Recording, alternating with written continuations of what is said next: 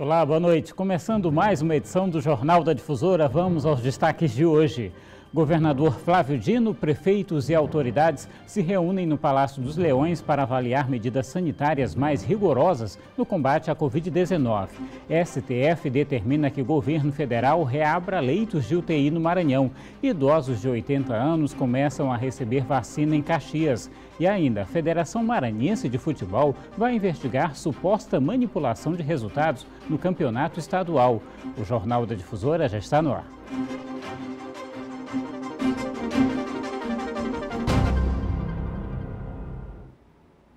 E terminou agora há pouco, no Palácio dos Leões, aqui em São Luís, uma reunião entre o governador Flávio Dino, prefeitos e outras autoridades do estado para analisar a adoção de medidas sanitárias mais rigorosas no combate à pandemia da Covid-19 aqui no Maranhão. Arthur Oliveira acompanhou a reunião, está lá no Palácio dos Leões com o governador Flávio Dino, que participa agora ao vivo aqui do Jornal da Difusora. Oi, Arthur, boa noite para você. Boa noite, Hugo. Boa noite a todos. É isso mesmo. A reunião acabou agora há pouco e nós estamos aqui com o governador Flávio Dino, que vai detalhar um pouco das medidas que foram definidas nessa reunião. Boa noite, governador. O que foi definido? Muito importante essa reunião entre todos os poderes e também os municípios da ilha de São Luís, a Federação dos Municípios também presente, mostrando união de esforços para que nós possamos superar e vencer o coronavírus. Eu destaco a orientação que foi extraída da reunião de mais medidas restritivas. Terei um diálogo amanhã com o setor empresarial. Provavelmente, depois de amanhã, nós vamos anunciar quais serão essas restrições. Desde logo, sublinho que, nesse instante, está descartado o chamado lockdown. Houve um consenso na reunião no sentido de não fazer neste momento, porém, nós precisamos de restrições. Vamos também suspender o trabalho presencial em alguns órgãos públicos, para que, com isso, nós consigamos diminuir a circulação de pessoas, a sobrecarga, por exemplo, do transporte coletivo, e cuidar muito do uso de máscaras. Vamos aumentar as punições, aumentar a fiscalização, mediante um trabalho conjunto do Estado e das prefeituras, para que, com isso, a gente tenha melhores resultados. O que foi decisivo na hora de não decretar um lockdown, em vez e sim apenas medidas mais restritivas? Sobretudo a situação social do país. Nós tínhamos, ano passado, um programa de auxílio emergencial, votado no Congresso Nacional. Esse programa foi suspenso no mês de dezembro. Nós consideramos isso um erro, porque a pandemia está aí, em todo o país, mas ainda não houve uma definição do Congresso quanto a um novo auxílio emergencial. Então, nós levamos em conta, sobretudo, fatores sociais para considerar que não há, nesse momento, condições, tendo em vista este contexto. Vamos apostar, portanto, nessas medidas restritivas intermediárias, enquanto o Congresso Nacional decide sobre a existência, como nós esperamos que venha a ocorrer, de um novo auxílio emergencial. Você falou aí, governador, a nível nacional, a gente tem essa informação sobre a decisão do STF em relação aos repasses do governo federal sobre os leitos exclusivos para UTIs contra o coronavírus. Como está essa situação atualmente? Nós tivemos a decisão nesse final de semana, fruto de uma ação que o Estado do Maranhão deu entrada. A ministra Rosa Weber determinou que a lei seja cumprida, não é um favor do governo federal, é uma obrigação legal que haja o chamado cofinanciamento. O SUS é tripartite, o governo do Estado abre os leitos, mantém os leitos, mas a lei exige que o governo federal mantenha também uma parte desses leitos. E isto estava sendo feito até dezembro, depois houve uma suspensão, e agora nós ganhamos esse direito no final de semana, e esperamos, portanto, que já na próxima semana o Ministério da Saúde passe a cumprir a decisão judicial. As prefeituras individualmente podem decretar medidas mais restritivas? Sim, o nosso regime estadual, ou seja, que vale nas 217 cidades, não impede que os municípios possam tornar esse regime ainda mais rigoroso. Nós temos, no caso de Imperatriz, que nós convidamos o prefeito da cidade, no caso da ilha de São Luís, nós temos uma sobrecarga maior do sistema hospitalar. Então, nesse caso, a competência do governador não exclui a competência dos prefeitos para editar medidas complementares que sejam necessárias à vista da realidade local. Nós agradecemos a presença aqui do governador Flávio Dino, prestando esses esclarecimentos. Voltamos com você no estúdio, Hugo. Obrigado, Arthur, pelas informações. Agradeço também ao governador aí pela participação aqui no JD de hoje. E o Supremo Tribunal Federal determinou que o governo federal reative os leitos de UTI da Covid-19 aqui no estado, como você viu, inclusive, o governador falando ao vivo sobre isso. Os leitos estavam desativados desde janeiro. A liminar foi concedida pela ministra Rosa Weber, do Supremo Tribunal Federal. Determina que o governo federal reative leitos de UTI para tratamento da Covid-19 no Maranhão e também em São Paulo e na Bahia. O Maranhão foi o primeiro a entrar com um pedido no STF, argumentando que desde janeiro a União desativou os 216 leitos de UTI para tratamento da doença, o que, segundo a Procuradoria-Geral do Estado, não é compatível com o atual momento da pandemia, em que o número de casos e de mortes pela doença vem se agravando em todo o país. Determinou também que fossem apreciados os pedidos de habilitação em tramitação do Estado do Maranhão perante o Ministério da Saúde e determinou também que se assegurassem recursos para a expansão da rede em conformidade com os critérios territoriais em isonomia com os demais entes da federação. O governador Flávio Dino comentou a decisão do STF em uma rede social. Disse que ficou evidenciado que a manutenção dos leitos não se trata de um favor, mas sim de um dever do governo federal. O Procurador-Geral do Estado afirma que questões como essa nem deveriam precisar de judicialização, já que o financiamento do Sistema Único de Saúde é previsto pela Constituição e legislação específica. Isso é uma conduta que viola a própria natureza constitucional do sistema de saúde e foi com base nessa premissa que nós judicializamos, para obrigar que houvesse esse trabalho de cooperação financeira para que nós possamos continuar a expansão do sistema de saúde. Vamos então atualizar os números da pandemia da Covid-19 aqui no Maranhão com os dados divulgados pela Secretaria de Estado da Saúde. Os números já estão aqui para a gente. Números totais, casos confirmados da doença desde o início da pandemia até agora no Maranhão, passando de 219.600. Novos casos nas últimas 24 horas, 318 em todo o estado. Número de pessoas em tratamento contra a doença ou em casa ou em hospitais chegando à marca de 10 mil. O número de recuperados ultrapassando 204.500. Número de mortes chegando a 5.074 desde o início da pandemia até o momento, 22 mortes registradas no Maranhão somente nas últimas 24 horas. Temos também os números da taxa de ocupação de UTIs, tanto aqui na capital quanto em outras regiões do estado.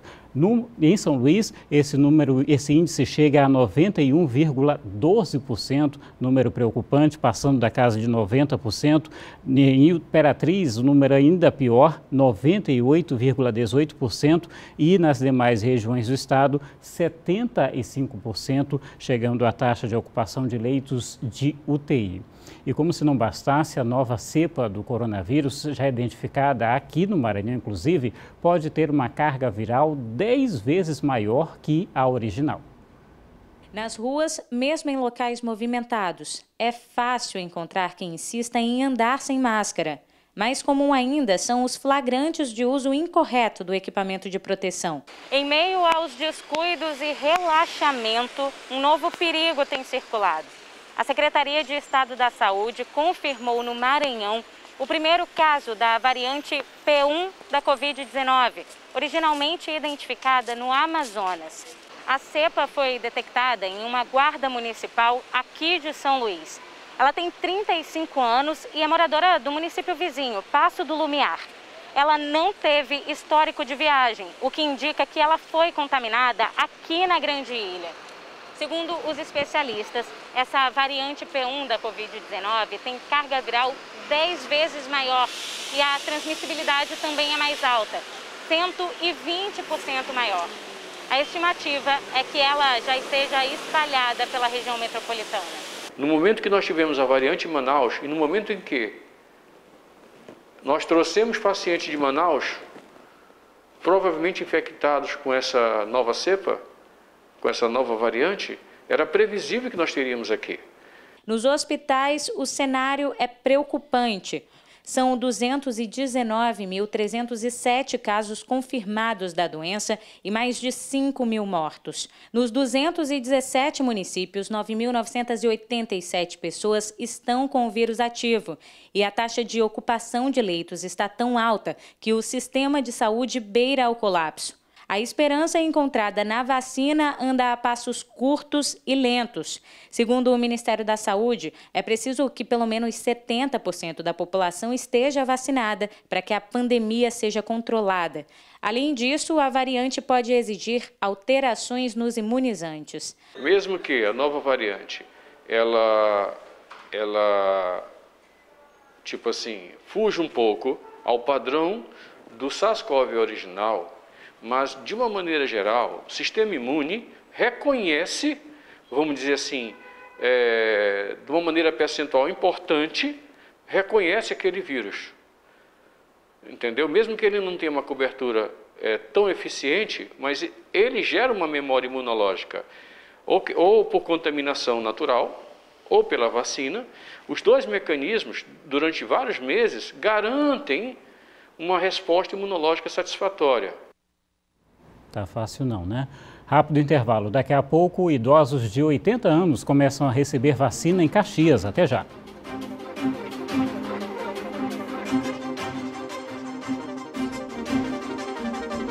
Estamos de volta e mesmo com os constantes alertas de superlotação de leitos em Imperatriz, a vigilância sanitária continua autuando bares e restaurantes que descumprem as medidas sanitárias.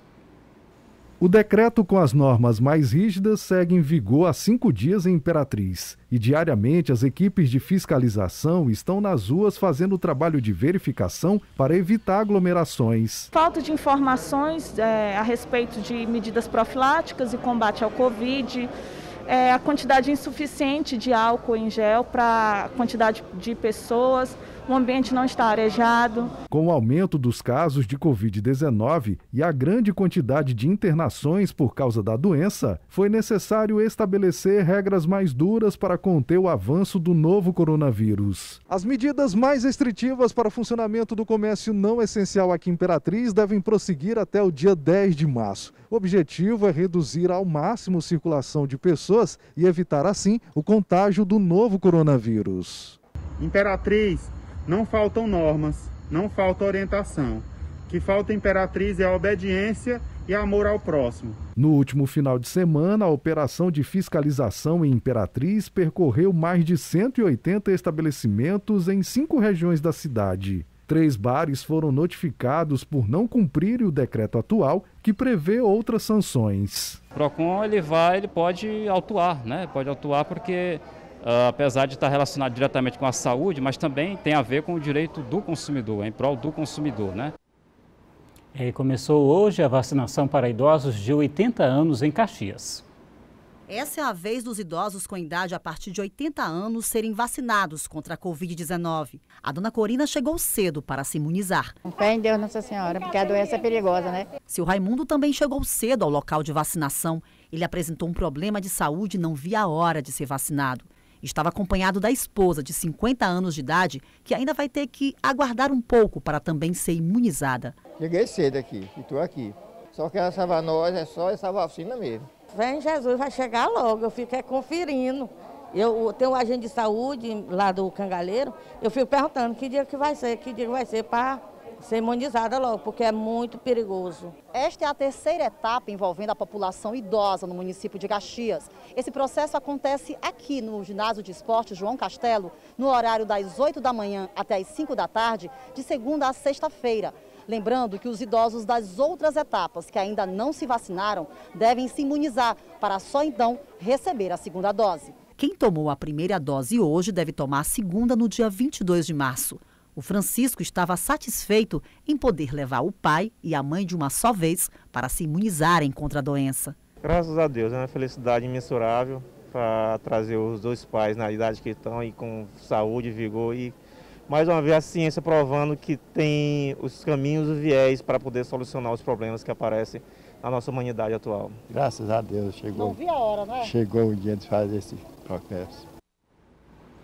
Daqui a pouco você vai ver que a Federação Maranhense de Futebol vai investigar suposta manipulação de resultados no campeonato estadual. Até já.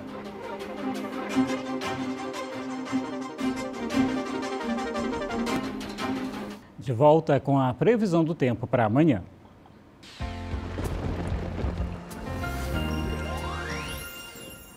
A gente começa com a capital São Luís, tem previsão de sol com algumas nuvens e chove rápido durante o dia e também à noite. Temperaturas aqui pra gente, mínima de 25, máxima de 31 graus. Já em Imperatriz, sol com muitas nuvens durante o dia, períodos de nublado com chuva também a qualquer hora. Temperaturas variando de 22 a 28 graus. Já em Bacabal, tempo nublado, chove rápido também durante o dia e à noite. Temperaturas variando de 23 a 32 graus por lá.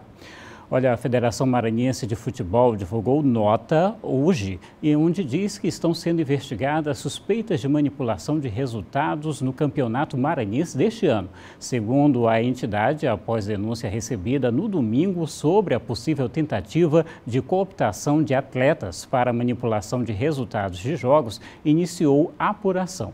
A FMF não detalhou quantos e quais jogos estão sob investigação. Até o momento, já foram realizados 8 partidas do campeonato estadual. A terceira rodada da competição começou ontem, com o Bacabal vencendo o São José pelo placar de 2-1. A rodada segue hoje com 2 jogos. O IAP enfrenta o Motoclube e o Pinheiro joga contra o Imperatriz. A rodada ainda vai ser concluída na quarta, com o jogo entre Juventude e Sampaio Correia. E a gente segue falando de futebol, mas agora dentro das 4 linhas. O Sampaio foi até o Recife enfrentar o Sport na abertura da Copa do Nordeste e arrancou um bom empate na estreia da competição. Com vários desfalques, o Sport viu o Sampaio começar pressionando. Aos 16 minutos, Sávio e Jefinho tabelaram e o camisa 2 cruzou para Dudu desviar perto do gol. Aos 18, após uma jogada confusa na área, Jefinho empurrou para as redes. O juiz até confirmou o gol, mas o Bandeira do outro lado viu mão de Paulo Sérgio na bola e anulou o empate. Ainda no primeiro tempo, Dudu fez Maílson trabalhar mais uma vez. O intervalo fez bem ao Sport, que voltou mais ofensivo e foi premiado aos 13 minutos na falta cobrada por Everton. O capitão do Sampaio, Paulo Sérgio, foi pego de surpresa e desviou contra o próprio gol. Só que aos 26 minutos, Dione cruzou e Chico terminou marcando contra também, empatando a partida na ilha. O placar ficou indefinido até o final. No último lance, Mateuzinho chutou cruzado e Mota deu rebote. A zaga maranhense afastou e segurou o empate. Lembrando que você acompanha as informações da Copa do Nordeste aqui na tela da TV Difusora. As reportagens dessa edição você sabe que pode rever no portal MA10. Vá também nas redes sociais da TV Difusora e interaja com a gente, deixe lá a sua participação. O Jornal da Difusora de hoje fica por aqui com imagens ao vivo da área interna do Palácio dos Leões, aqui em São Luís, sede do Governo do Estado. Obrigado pela sua audiência, pela companhia, boa noite e até amanhã.